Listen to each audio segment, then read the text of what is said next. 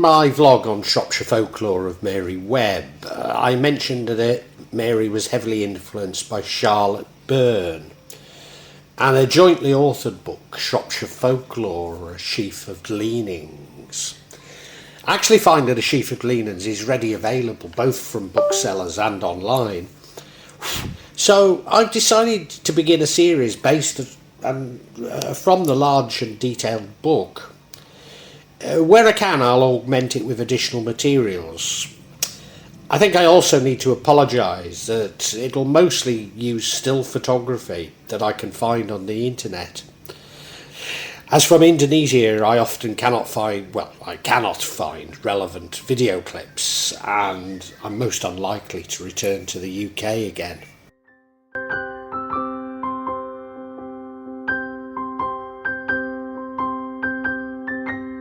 Charlotte Sophie Burne, or Lottie, 1850 to 1823. Charlotte was actually born just over the border in Staffordshire at Morton Vicarage.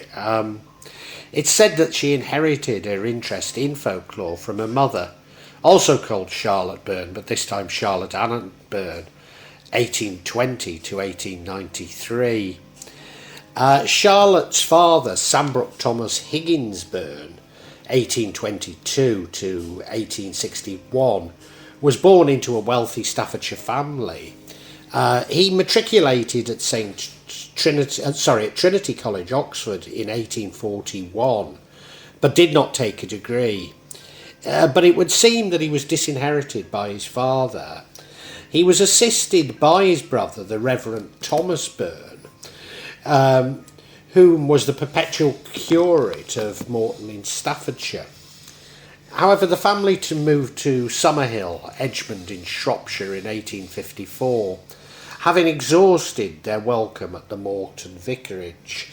And Lottie seems to make a big point of this, that she's finally living in Shropshire. But the truth is, all of these spaces I speak of are just running along the border of Shropshire and Staffordshire. They're very similar places, to be honest. Now, her father's said to have taken to shooting, hunting and drinking. In 1857 he was twice thrown from his horse, and as events surrounding it were somewhat taboo, it's fair to assume that he was drunk, but this led to his premature death in 1861. Lottie suffered a serious illness during her early years. Conditions of ill health and obesity would impede her physical well-being throughout her life. In 1875, Burne became friendly with Georgina Frederick Jackson, who was collecting material for a Shropshire workbook, 1879, and its companion work with the provisional title of Folklore Gleanings. Jackson's demise led Burne to take over her material, adding her own collection of tales to produce Shropshire Folklore, A Sheaf of Gleanings. This probably explains the claim that the book was jointly authored. In the 1890s, she resided at Pyebirch, Eccleshall, again in Staffordshire, where she collaborated with the local folklorist and folk song collector Miss Alice Annie Keary of Stoke-on-Trent. Together they spent 3 years, around 1890 to 93, collecting material locally in North Staffordshire. While a number of joint papers were published, Burne moved to Cheltenham somewhere around 1894, and the project failed to be realised in a book form. She became the first female president of the Folklore Society, 1909 to 1911, and indeed was active in the Folklore Society for some 40 years. I began my last vlog on ghosts by saying that Shrewsbury in Shropshire may be the most haunted town and county in England. One of my reasons for believing this is that King James I and Matthew Hopkins, who I think in an earlier vlog I called him Martin Hopkins, I knew it was Matthew, I just misread it, appear to have had far less influence on Wales and the Marshes, and the persecution of witches is largely missing in Shropshire. Yes, I am convoluting witchcraft with the paranormal, a complex belief which this is not the time to fully describe. But at its heart is that our reality is shaped by what we believe. Therefore, the more prevalent is witchcraft, then therefore also are paranormal events. Of course, this makes no sense to materialist scientists, but then magic is everything that materialist science rejects. A walk around Shrewsbury or other towns like Ludlow, Bishop's Castle and Oswestry today will confirm the contemporary interest in witchcraft across the county. Personally, I have to doubt if these modern day witches would have much resonance with the cunning folk of old, despite their protests and claims. But again, that's another story. But what has struck me about Shropshire folklore is the degree to which they appear to point to a morality from an animistic past. Now, this is pure conjecture on my behalf, but it is somewhat informed conjecture. These have been incorporated into Christianity, and when looking at witchcraft, it's so difficult to escape the tendency of most religions to brand what they don't understand as satanic. I firmly believe witchcraft and the paranormal to be more common in the west of Shropshire than in the east. It's therefore interesting that Lottie has more stories from the east, especially of malevolent magic. I can only presume that in the west cunning folk were much more accepted, even a part of everyday life. Indeed, whilst I'm not convinced by distinctions of black and white magic, and again this requires a lengthy explanation and now is not the time, but it seems to me that magic is like war. Is there such a thing as a just war? Maybe not. But what about self-defence? Well, if you're like me, you would also be uneasy with the concept of self-defence. I come at this not from a moralistic, or not a communal moralistic at least, nor religious perspective. Indeed, magic is very much a part of the Islam that I practice in Java. But my own personal belief that we should seek to limit our impact on the environment and others. However, I do need to explain that Lottie almost exclusively focus on what others would describe as black magic. All too often hinted that it's connected to Satanism and that there is an internal fight between God and Satan. Now, if this is your belief, I have no intention of challenging it. All I want to say is, this has not been my experience, and believe me, much to my regret, regret, I have great experience of such matters. Few, if any, of those practicing black magic actually believe in Satan, and therefore cannot be described as satanic. Indeed, my real experience is as being a victim, therefore my regret, of a Buddhist left-handed tantric path. And I have found Islam to be largely ineffective in removing its effects. This is all a very long-winded way of saying, whatever your views on witchcraft, it certainly does exist. And for a significant minority in Shropshire today, its effects are very real. And in the past, this minority was a majority. Indeed, globally, it would still be true for the vast majority of humanity. So if you are one who says, I don't believe in magic, it's not so much because you're educated and modern, but part of a minority that all too often practices a form of cultural imperialism, imposing your beliefs, or at least attempting to, on others.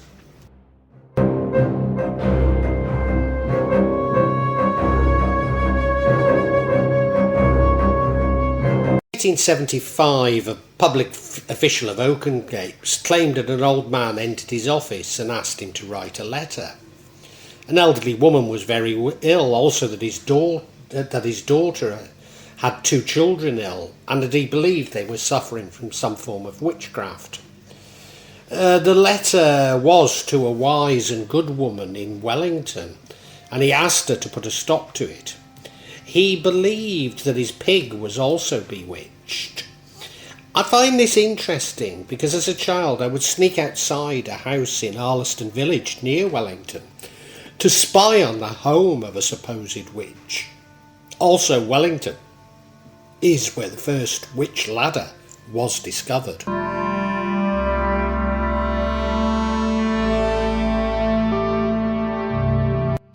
Bessie Tomlinson of Edgmond, Marsh was for many years before her death afflicted by one of those long, lingering, mysterious diseases which are so commonly set down to the effects of witchcrafts.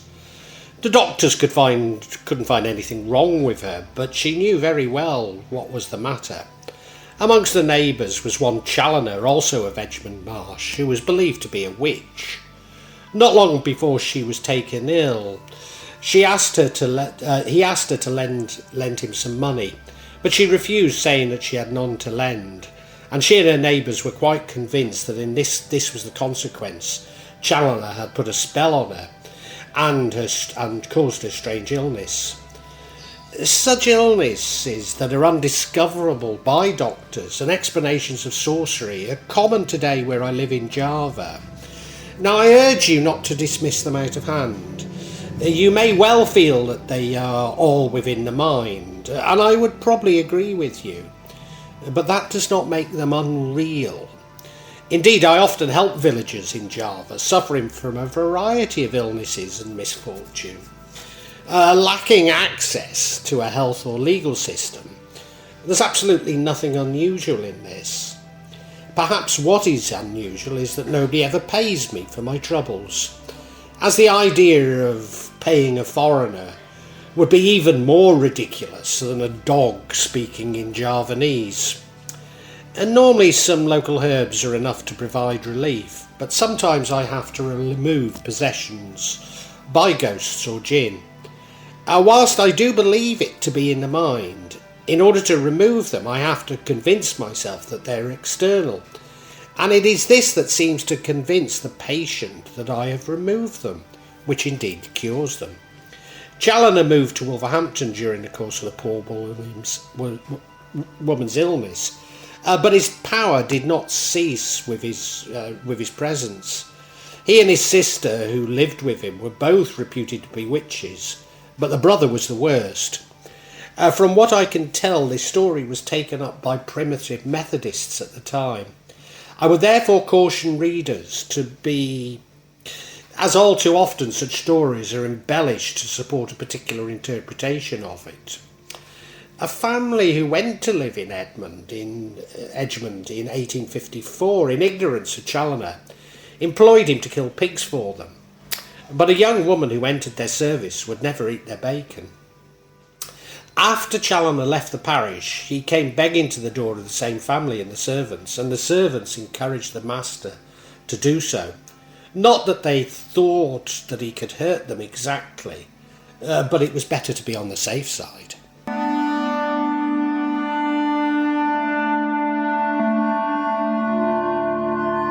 Whilst traditionally the accusation of witchcraft was often brought against ladies of rank, since the 16th century the imputation has chiefly been confined to poor miserable old women. She was probably an eccentric and unpopular character. The Reverend W. Walsham Howe, Bishop of Bedford, was formerly rector of Whittington near Oswestry. In 1872 he wrote that after he came to Whittington in 1851, an old lady named Kitty Williams, who lived close to the rectory, fell ill. At the same time, Mrs. Walsham Howe had been ill for some time. At a small farmhouse in Babbins Wood, the farmer, speaking of his wife's illness, said she hoped we were very kind to Kitty Williams, because Kitty had the evil eye, and he thought that she probably was why his wife had fallen ill. When Kitty Williams was young, she lived with a family in the neighbourhood, but was sent away for misconduct. So she soon afterwards married. From the time she left service, everything went wrong. Cows dying, horses going lame, etc., etc. Locals consulted a wise woman who told them to get a pair of black horses with long tails and drive them through the country till they stopped of themselves. And when they did so, to give the first woman they saw whatever she asked for. They did get the horses and drove about till the horses stopped outside Kitty Williams' house, close to Whittington Rectory. Kitty came out and greeted the old servant and asked what present she would like. She said a shawl, so they drove to Oswestry and bought her one. And from that day all things prospered with them. It's interesting that Lottie mentions the evil eye a number of times, as this is something I associate more with Arab and Mediterranean countries, but it was clearly used in Shropshire in Lottie's time. In common with folklore stories to find horses become aware of the presence of evil spirits when man cannot discover them. Elsewhere too, the witches ride horses, whose stables are not protected by charms. Perhaps because black horses are especially subject to their power and thus recognise the mistress at once. Again, this resonates with my experience in Java, where animals seem to sense the paranormal before humans. Often chickens are kept, as they will take up a malevolent spell and die prior to their owners.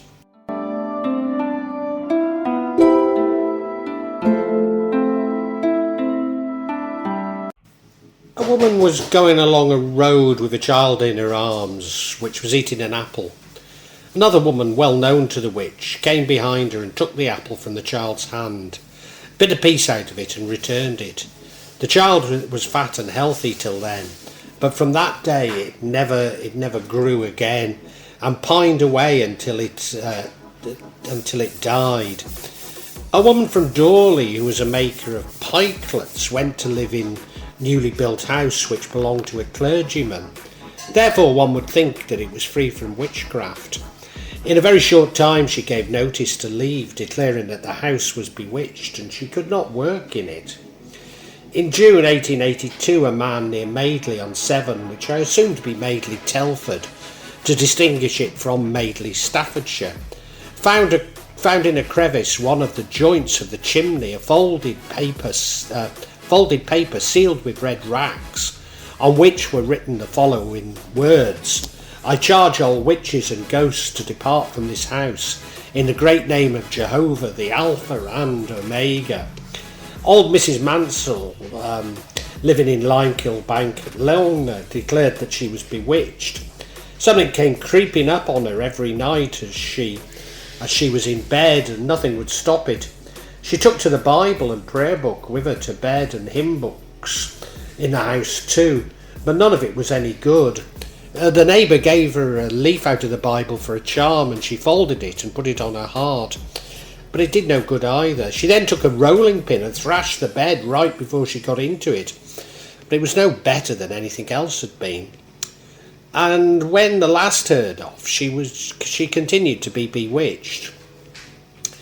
I was not wanting to challenge those with more dogmatic religious beliefs than my own. I have to say this is also my experience in Java.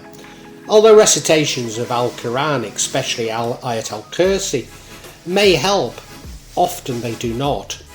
I believe this is because one needs to understand the nature of the malevolence, rather than seeing the scriptures as a universal cure, although maybe they can be effective in protection.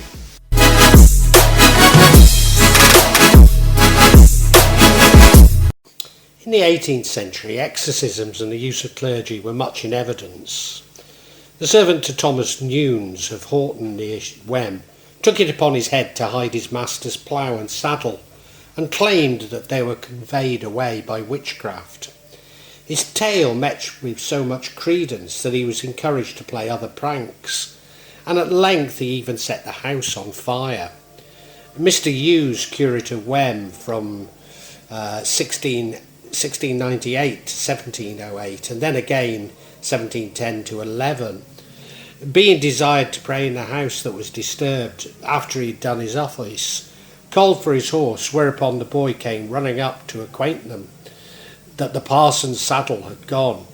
Mr. Hughes was positive that the witch had no power over, if because he had honestly paid for it, and therefore caused a diligent search to be made for the saddle, which they found in a hayloft.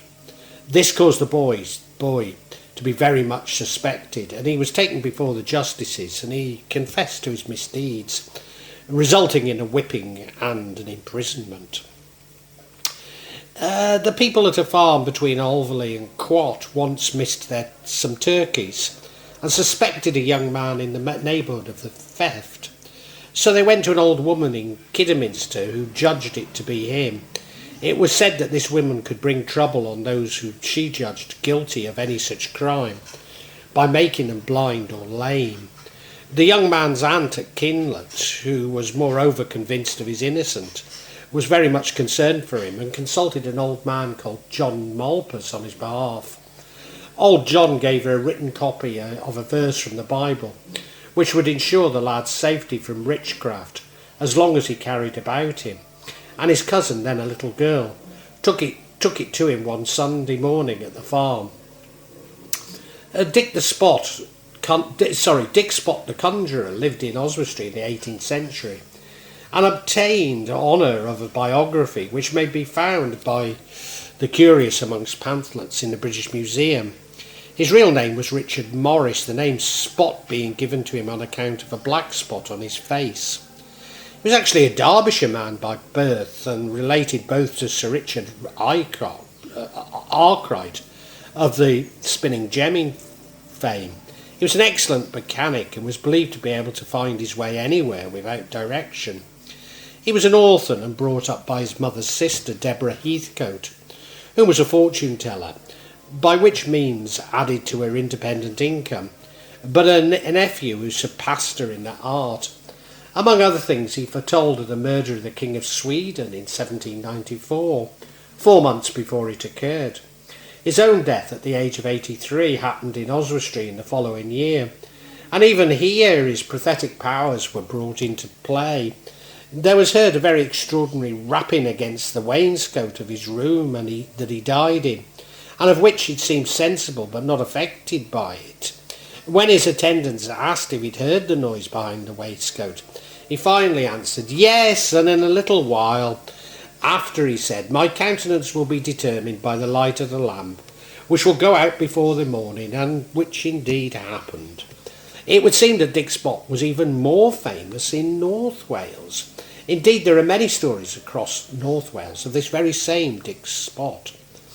A conjurer living in Yardington near Whitchurch was a tinker by trade, and his magic powers were in great demand.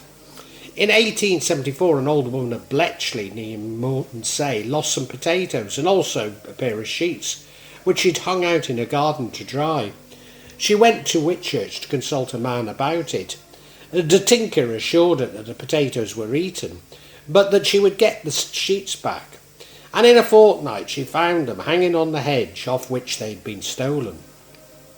When he was consulted about the whereabouts of a young man who was missing, he replied that he was quite comfortable and with his friends. Shortly after, the poor fellow was found under the ice in a canal. Probably his shock took the public confidence in the conjurer.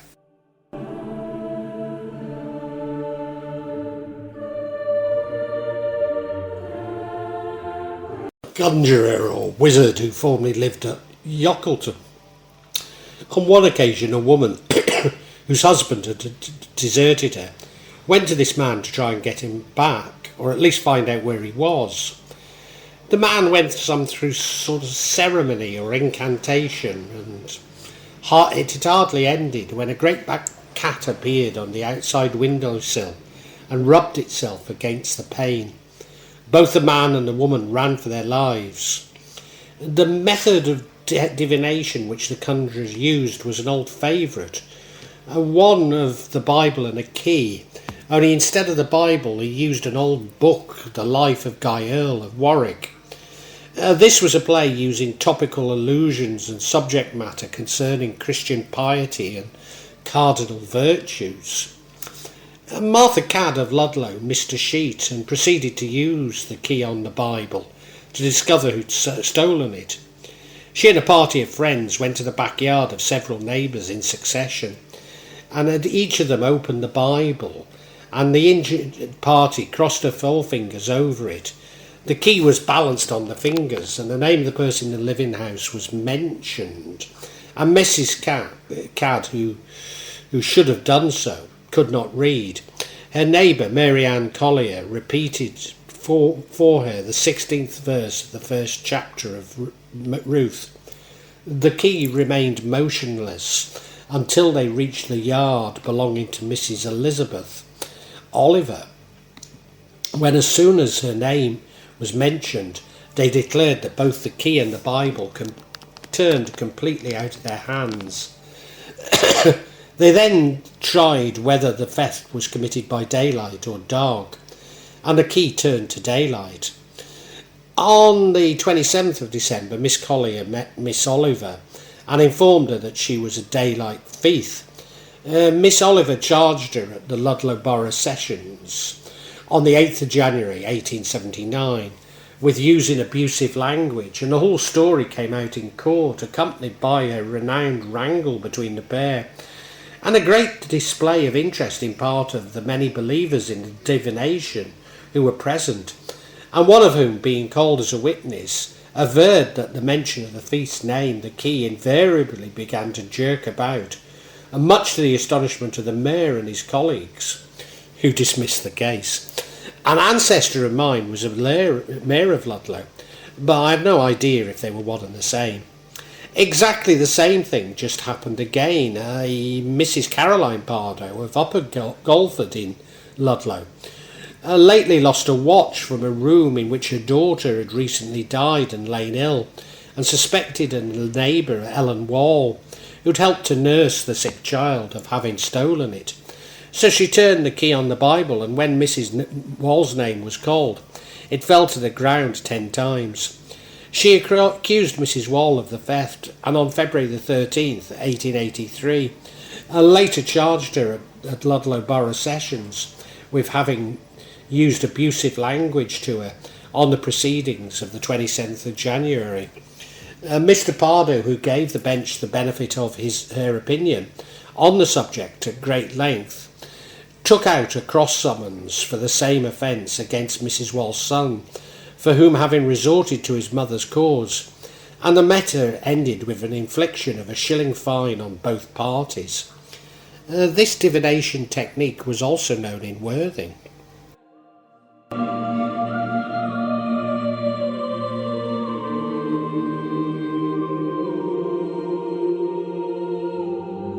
A young woman from the Market Drayton neighbourhood had actually made one of the party's 6 girls, who sat up until midnight one All Saints' Eve to discover which of them should be married first.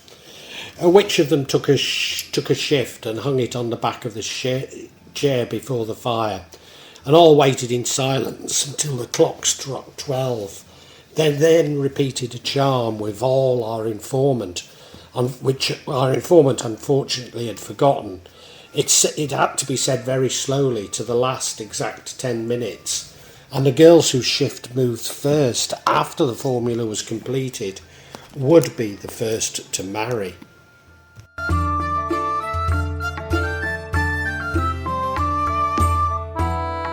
Little Drayton, an old woman named Jane, or it could have been Jean Salvage, who had a reputation for witchcraft.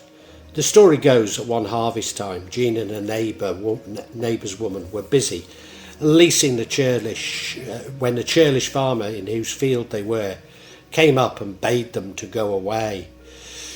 From that hour neither man nor beast could work for him, and the harvest was all but at a standstill.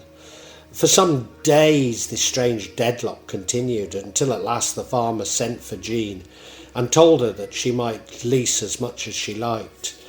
Then the spell with which she had bewitched him was removed. The Ambulers occupied a farm at Wilderley near Pulverbatch. In a little cottage in a neighbouring dale lived an old woman, commonly called Betty. She used to beg at the farmhouse and generally got what she asked for. One day Betty came on a usual errand and found the farmer's wife mixing some supping for the calves. She watched the good meal and milk stirred together over the fire, took fancy to it and begged for a share. Mrs. Ambler was rather vexed, spoke sharply and refused to give her any.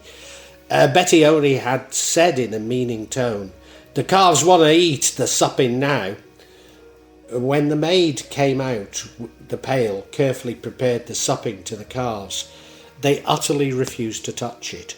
3 times over there was an attempt made to give it to them, but in vain. Then Betty's ominous words came to mind, and as quickly as might she was sent to the farm and desired to bless the calves. "Me bless your calves," she said. "What have I to do with your calves?" But at last she yielded and said, "My God, bless your calves." But they still refused to eat, and then Mrs. Ambler begged her to leave without the word "my." After much pressure she gave way and consented to repeat the simple words, "God bless the calves." Mrs. Ambler then herself took out the supping to the hungry calves, and to her delight they came to meet her at the door of their house and ate their food with a hearty appetite. There was an old witch named Pris Morris who lived at Clebury North. She had a grudge against one of the farmers of the place because he had stopped her from leasing in his field. One day, not long after, his waggoner was going along the road with the waggon and horses, and suddenly the horse stopped short, right opposite the witch's house. It was a good road and a level road, but there was nothing to hinder them. But there they stopped and stood still. The waggoner shouted at them and took his whip and thrashed them, but they did not move. The master came out and took the lad's whip and flogged the poor horse, worse than ever, but it was no use. Then when he got to the woman's house with the whip in his hand and knocks at the door with the whip handle, and old Pris Morris comes out, to which Pris explained that she'd done nothing to his horse, and that, "Pray God bless you and your horse, or I'll flog you till you canna stand." And the horse started off again that very minute and took the load straight home.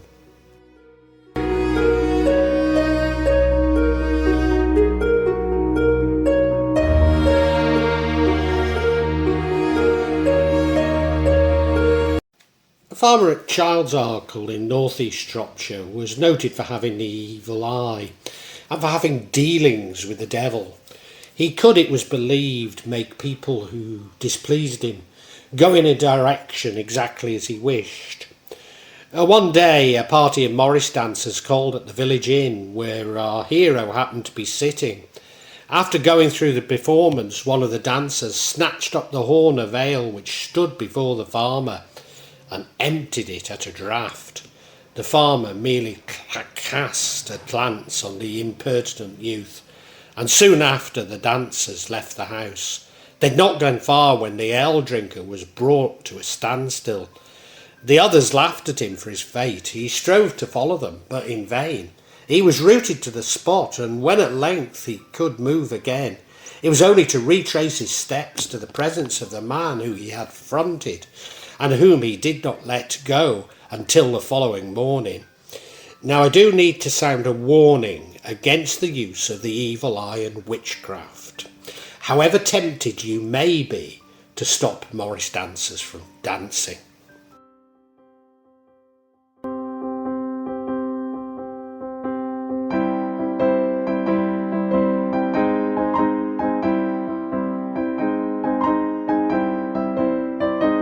An old witch is said to have inhabited Bridgenorth Castle, or probably more likely one of the rock dwellings in the cliff below it. And she used to shapeshift into animals. The dogs would run her but never caught her. Another cave-dwelling woman who expressed disbelief in witchcraft described how a child was taken to see her father's cousin in Tittensaw Clee. The young woman, a young woman who was wasted away till she was merely skin and bones from the spells of an old witch. The girl's friends besought the old woman to take it off her, but she never would do so, and the girl at last pined away and died. In the same cliff as the Hermitage is a third and very much smaller cave called the Witch's Cave. Tradition tells that there lived a witch who brought horse and wagons to a standstill when they reached that part of what is a very steep road, which was opposite her cave. Out of the hall, we are told, the old hag fled every night on a broomstick, and we cannot help fancying her adjoining her opposite neighbour in the meadows by the Severn side. A Hagmore End may be the site of the meeting place of Shropshire witches, although I can find no trace of a Hagmore End in Shropshire. But there are hagstones at Hillmore in neighbouring Cheshire. On the longest night, all of the ghosts in Shropshire and counties beyond meet on the highest point of the Stiperstones, the Devil's Chair, to choose their king.